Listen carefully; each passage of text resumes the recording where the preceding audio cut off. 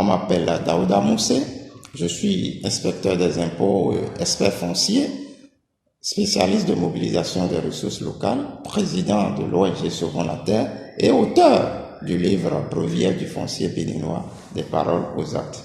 Alors, si la survenance des conflits fonciers est inévitable en raison du comportement des hommes, c'est leur non-résolution qui constitue un danger pour la société.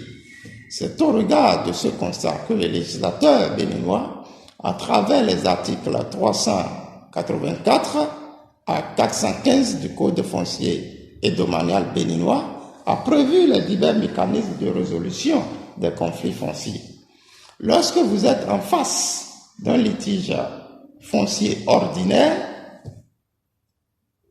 que doit être la procédure? C'est de ça qu'il s'agit ici. Alors, vous avez la phase que j'ai nommée la phase 0.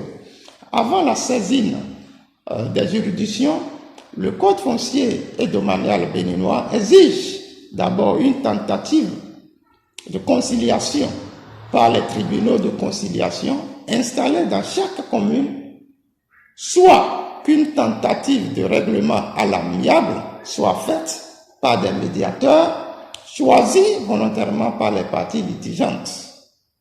Que cette tentative de conciliation aboutisse ou pas, elle est assortie d'un procès verbal qui doit être affirmé par le maire de la commune compétent.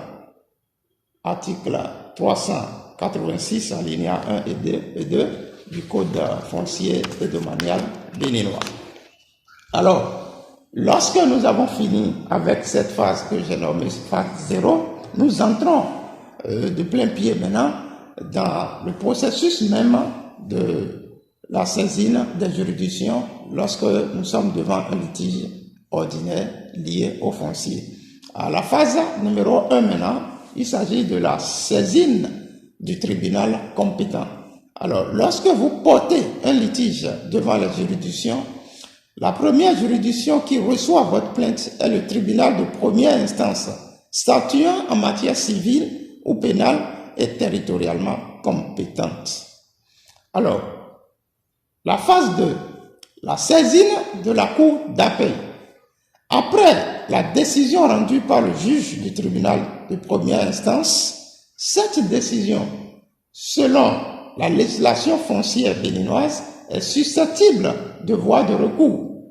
Donc, si vous n'êtes pas satisfait de la décision rendue au tribunal de première instance, vous avez le choix, en l'espace d'un mois, de faire appel et donc de porter le même litige devant la cour d'appel qui rejuge l'affaire comme si elle n'avait jamais été jugée, et les parties peuvent modifier leurs prétentions en raison des nouvelles preuves dont elles disposeraient éventuellement.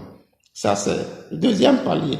Et maintenant, nous allons au troisième palier, la saisine de la Cour suprême ou de la Cour de cassation. Si toujours une partie se sent lésée par la décision de la Cour d'appel, cette dernière peut se pourvoir en cassation, c'est-à-dire saisir la chambre administrative de la Cour suprême. Il faut retenir que pour les litiges ordinaires en matière foncière, les degrés de juridiction à saisir sont: il y a le tribunal de première instance, il y a la Cour d'appel et la Cour suprême. Et c'est la partie demanderesse qui apporte en principe les preuves de ce qu'elle reproche à l'autre partie. Il faut signaler que le règlement des conflits fonciers par les voies juridictionnelles est loin d'apporter la paix durable entre les parties litigantes en raison des rancœurs qui pourraient subsister. C'est pour cette raison que l'ONG Sauvons la Terre préconise toujours la voie de conciliation ou la voie de règlement à l'amiable. Si les juridictions citées sont celles à saisir de façon graduelle en matière de litige ordinaire, quelles sont par contre les différentes voies de règlement des litiges nés de l'expropriation pour cause d'utilité publique. Les réponses à suivre dans notre prochain numéro à l'ONG Sauvons la Terre. Suivez-nous sur notre YouTube ou sur le site ongsauvonslaterre.org.